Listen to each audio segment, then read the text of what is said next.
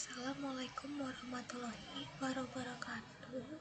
Yang terhormat Bapak Heri Derajat Wijaya selaku dosen pengampu mata kuliah statistik berbasis komputer.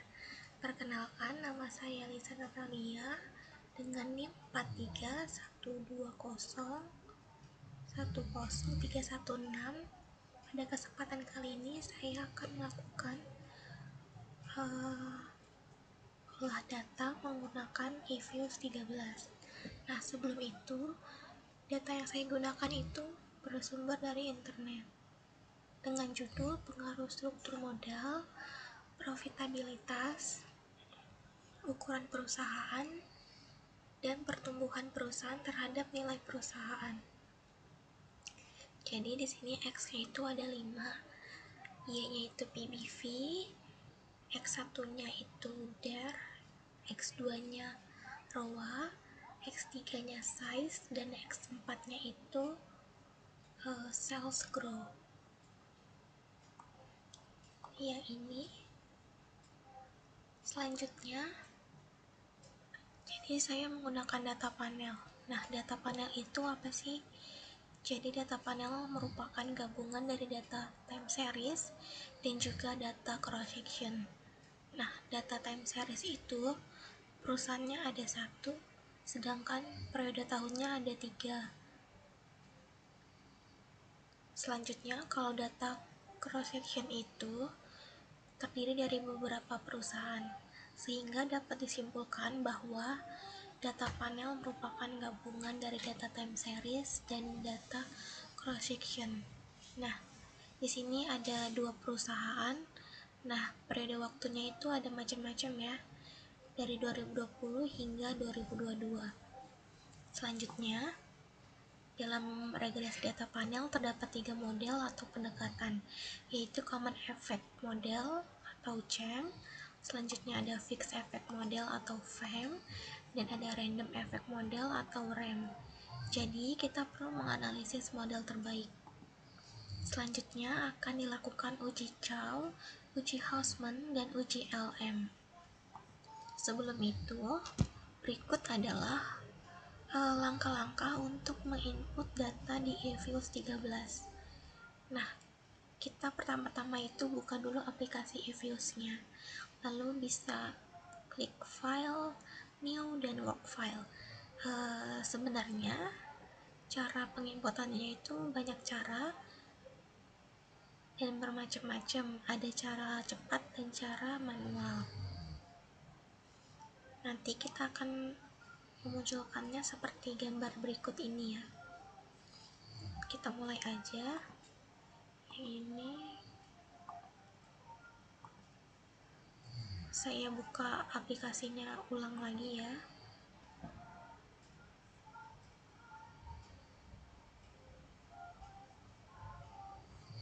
Nah, di sini teman-teman bisa klik create a new eViews work file.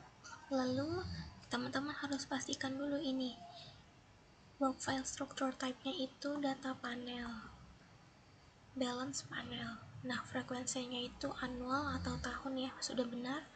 Nah, start date-nya itu kalau punya saya dari 2020 hingga 2022.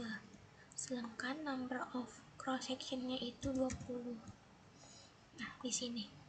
Jadi saya di sini menggunakan data Excel yang ini.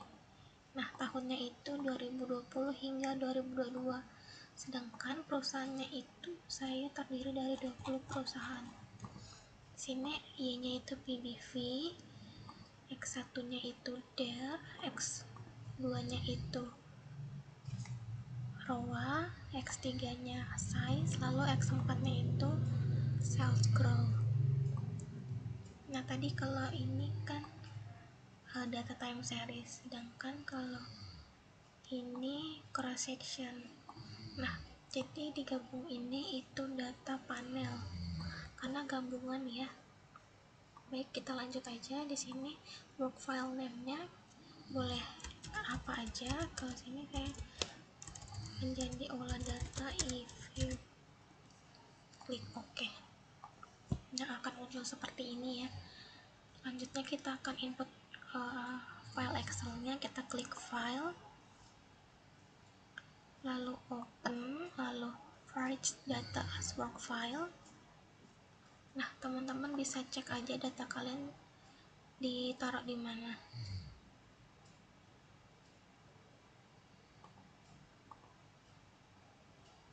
Nah, teman-teman harus pastikan dulu di data Excel-nya ini sudah terisi semua dengan benar ya, sudah sesuai maksudnya, biar datanya tuh aman, nggak terjadi kesalahan. Nah, di sini kalau udah dipastikan sudah benar semua, kita next aja, lalu next lagi, next lagi. Nah, di sini sudah benar ya, data panel. Nih, cross section-nya itu kode sudah benar. Data seriesnya tahun, dan ini annual, finish. Ini kita klik yes saja. Sudah muncul ya, seperti gambar di ini.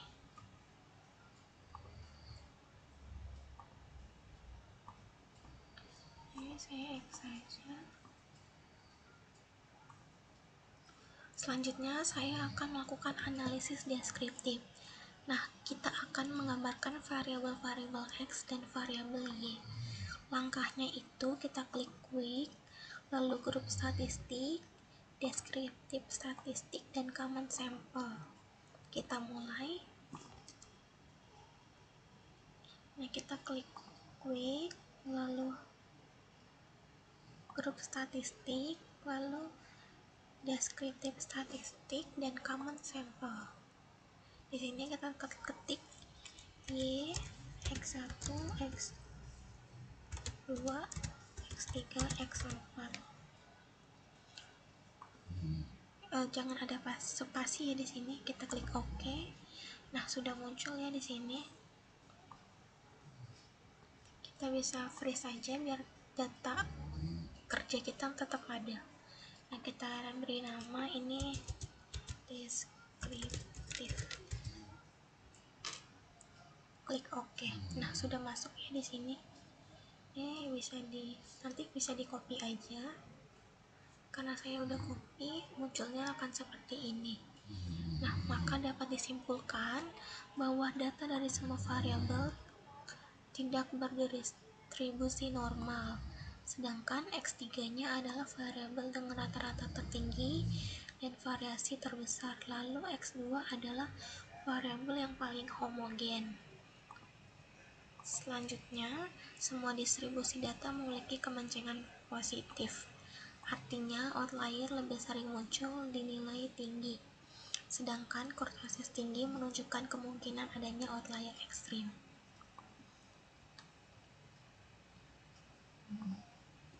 Ini kita X saja.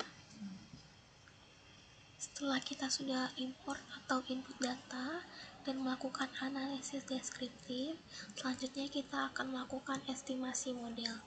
Nah, sebelum itu, kita melakukan pemilihan model yang kita akan munculkan. Semua estimasi pendekatan model regresi ini.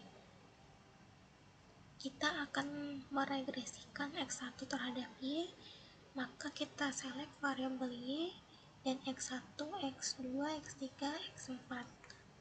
Lalu klik kanan, open as equation.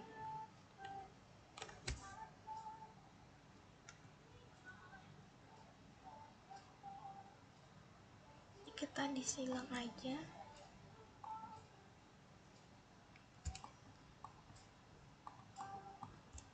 Klik kanan, open as equation. Nah, sudah muncul ya.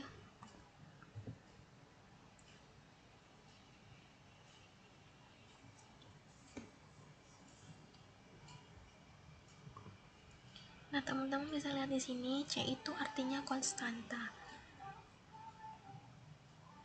Jadi, maaf, ini salah.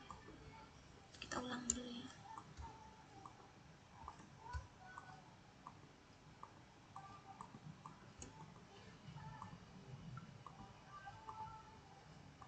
Nah, di sini kan C konstantanya kita bisa ubah berada di antara Y dan X1. Karena kenapa dipindahkan? Karena agar lebih mudah. Klik OK. Nah, akan muncul seperti ini.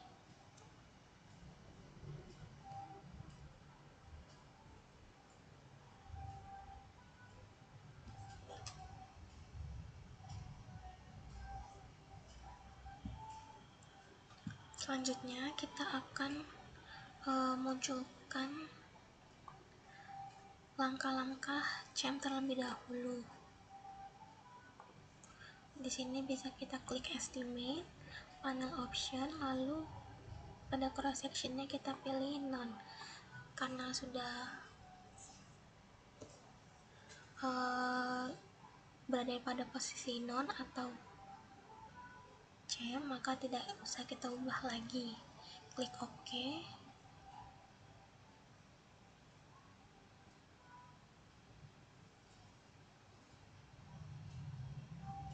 Di sini kita bisa klik freeze agar tidak menghilangkan lembar kerja kita, sehingga tidak perlu berulang-ulang kita klik satu-satu. Di sini kita tulis saja CAM.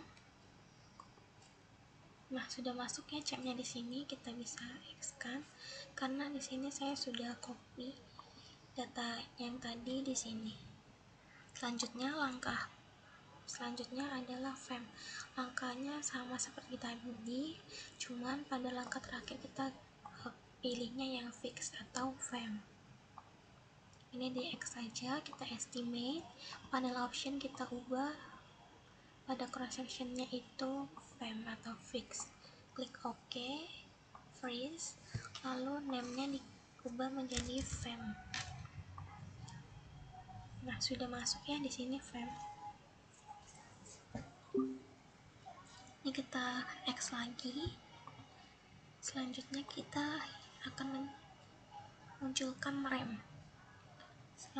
Langkah-langkahnya sama seperti tadi, tapi kita pilihnya yang random. Kita klik estimate, panel optionnya pada cross sectionnya kita ubah menjadi random atau rem. Kita klik OK. Ini freeze, kita namanya diganti jadi rem. Klik OK. Nah, sudah muncul seperti ini ya. Kemudian setelah sudah memunculkan semua pendekatan regresi, selanjutnya kita akan lakukan uji Chow, uji Hausman, dan uji LM untuk memilih di antara tiga pendekatan ini mana yang akan kita pakai. Baik, pada uji Chow ini, uji Chow dilakukan untuk membandingkan atau memilih yang mana terbaik antara common effect model atau fixed effect model. Nah, kalau pada uji Chow, posisi kita harus berada pada model FEM. Langkahnya itu klik view, fix atau random effect testing, lalu redundant fixed effect. Harus pastikan dulu kita sudah di FEM. Nah, di sini kita klik estimate, panel option, lalu di sini FEM atau fix. Sebenarnya juga bisa kita langsung klik di sini ya teman-teman. Nah, kita klik view, fix, lalu redundant fix effect. Klik, kita freeze saja, terus kita beri nama Chow. Ini kita sudah sama ya di sini.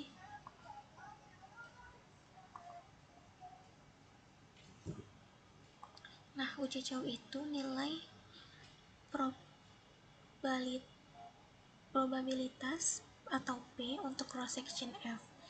Jika nilai P lebih besar dari 0,05, maka model yang terpilih adalah common effect model. Tetapi jika P kurang dari 0,05, maka model yang dipilih adalah fixed effect model. Berdasarkan hasil yang sudah dilakukan, maka nilai P lebih besar dari 0,05, maka model yang terpilih adalah common effect model. Selanjutnya kita akan lakukan uji Hausman. Uji Hausman dilakukan untuk membandingkan atau memilih nama model yang terbaik antara fixed effect model dan random effect model. Nah, kalau pada uji Hausman, posisinya kita harus pastikan sudah ada di rem. Langkahnya sama aja, tapi kita harus pilih yang korelasi random effect. Ini tadi kita sudah save ya di sini, bisa di X saja. Ini estimate, klik yang rem atau random, view fix random effect testing, lalu pilih korelasi random effect Hausman test. Kita freeze, kita save menjadi klik OK. Ini di X saja ya, karena saya sudah save di sini. Nanti akan muncul seperti ini. Nah, pada uji Hausman, jika nilai P lebih besar dari 0,05, maka model yang terpilih adalah random effect model atau RAM. Tetapi jika P kurang dari 0,05, maka model yang dipilih adalah fixed effect model. Nah, berdasarkan hasil yang telah dilakukan, berdasarkan olah data, maka nilai P lebih besar dari 0,05, maka model yang terpilih adalah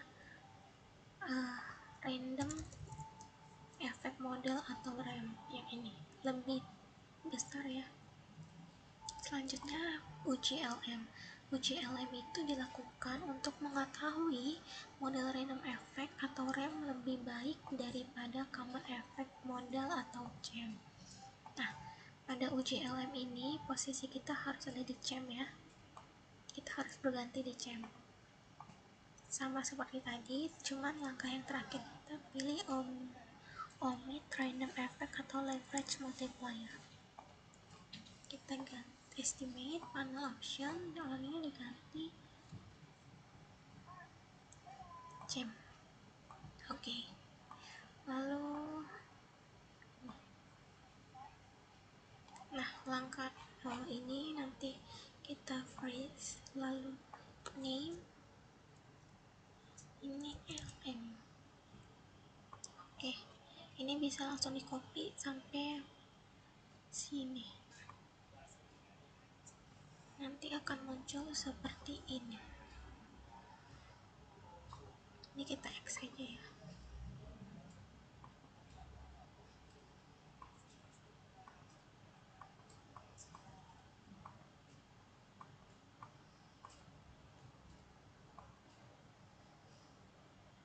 Nah, kalau uji LM itu jika nilai P lebih besar dari 0,05, maka model yang terpilih adalah common effect model. Tetapi jika P kurang dari 0,5, maka model yang dipilih adalah random effect model. Berdasarkan olah data, maka dapat disimpulkan bahwa nilai P lebih kecil dari 0,05, maka model yang dipilih adalah random effect model atau RAM.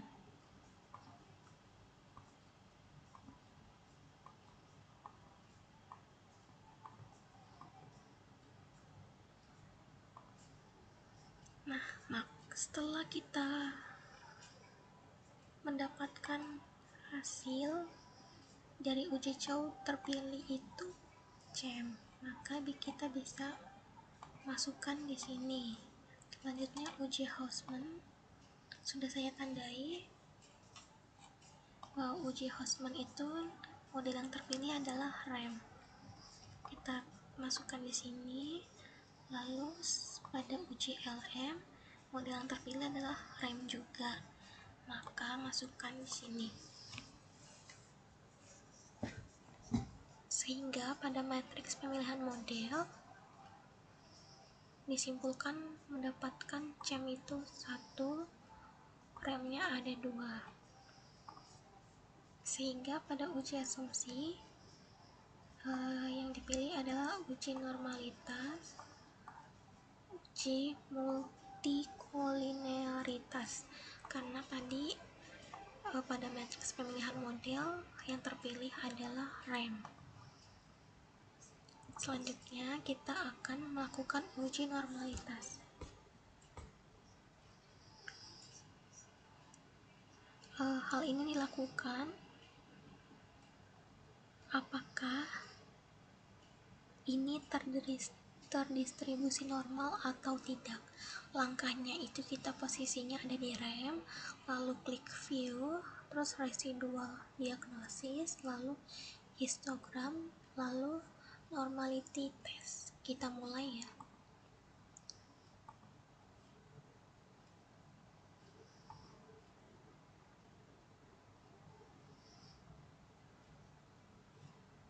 Estimate, lalu kita klik RAM. Oke.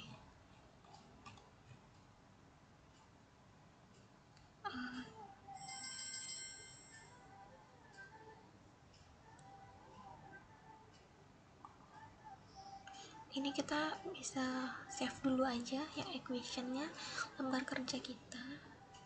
Nah, nanti akan di sini. Nah, untuk uji normalitasnya kita bisa klik RAM.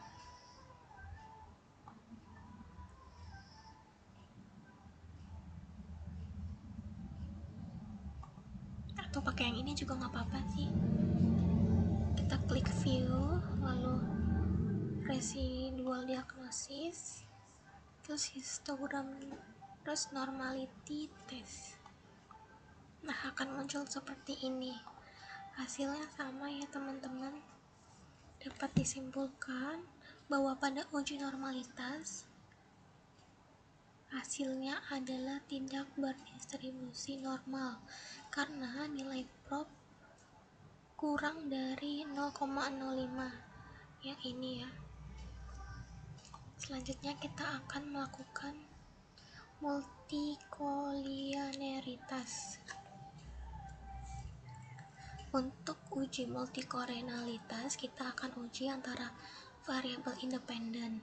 Nah, kita korelasikan dulu X1, X2, X3, X4, atau kita select,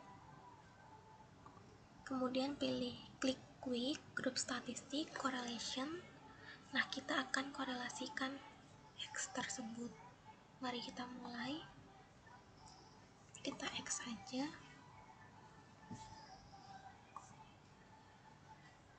Kita klik X1, X2, X3, klik quick grup statistik, lalu correlation. Nah, kita akan mengkorelasikan X1, X2, X3, X4. Klik OK. Nah, hasilnya akan muncul seperti ini. Kita bisa freeze dulu aja, kita beri nama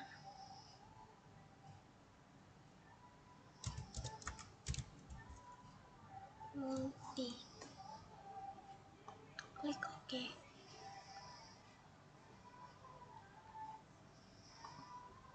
Nah, karena saya sudah save di sini, dapat disimpulkan korelasi antara X1, X2, X3, X4 itu kurang dari 0,09, kurang dari nilai 0,9, maka tidak terjadi multikolinearitas. Artinya data yang kita pakai tidak terjadi multikolinearitas. Data yang ini tuh tidak terjadi multikolinearitas karena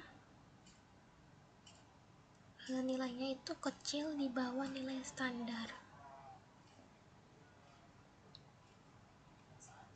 Selanjutnya kita akan melakukan uji hipotesis. Nah, pada uji hipotesis itu kita itu mencari pengaruh X1 terhadap Y, lalu pengaruh mengaruh X2 terhadap Y, X3 terhadap Y, X4 terhadap Y, dan X1, X2, X3, X4 terhadap Y. Langkahnya itu kita bisa klik di rem, karena pada uji hipotesis kita bisa melihat di sini.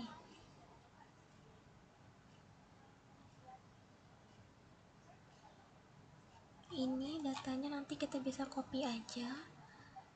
Karena saya sudah copy, hasilnya seperti ini di sini.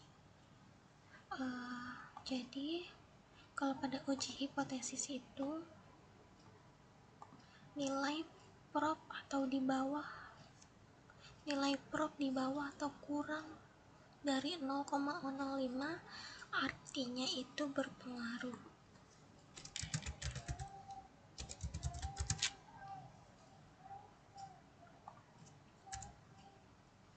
Sedangkan berdasarkan olah data yang telah dilakukan, nilai prop X1, X2, X3, dan X4 itu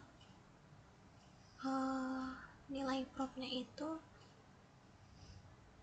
lebih dari 0,05 yang ini. Maka dapat disimpulkan bahwa X1 terhadap Y tidak memiliki pengaruh. Lalu pengaruh X2 terhadap Y tidak berpengaruh, lalu X3 terhadap Y tidak berpengaruh, dan X4 terhadap Y juga tidak berpengaruh. Sedangkan pada koefisien determinasi biasanya bisa ditemukan juga di R2 yang ini, sebesar 0,056343. Maka X1, X2, X3, X4 itu berkontribusi sebesar 5,6% terhadap Y. Maka dapat disimpulkan bahwa pada uji hipotesis pengaruh X1, X2, X3, X4 terhadap Y itu mungkin saja tidak ada hubungannya, baik secara langsung maupun tidak langsung.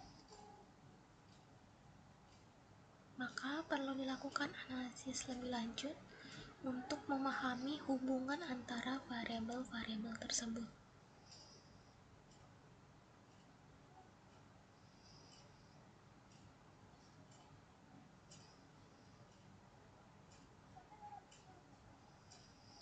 Jadi kita sedangkan pada koefisien determinasi pada X1, X2, X3, X4 itu berkontribusi sebesar 5,6% terhadap Y.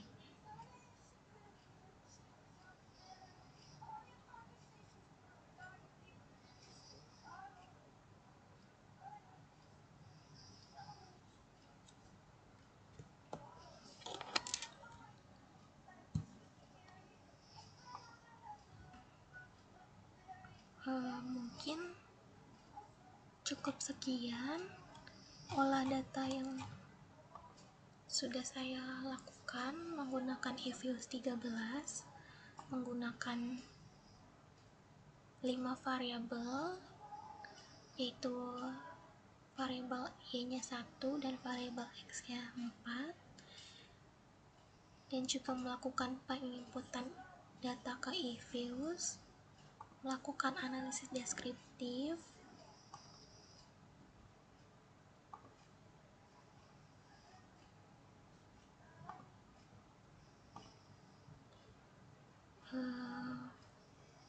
lalu menganalisis model terbaik, melakukan uji Chow, uji Hausman, uji LM, melakukan matriks pemilihan model, uji asumsi, berupa uji normalitas dan multikolinearitas, dan juga melakukan uji hipotesis dan koefisien determinasi. Kurang lebihnya mohon maaf apabila terjadi kesalahan. Saya mohon maaf. Terima kasih untuk Bapak Heri Derajat yang sudah memberikan pelajaran selama di kelas pada mata kuliah statistik berbasis komputer. Saya Lisa Natalia dengan NIM 431 2020 mengucapkan terima kasih. Wassalamualaikum warahmatullahi wabarakatuh.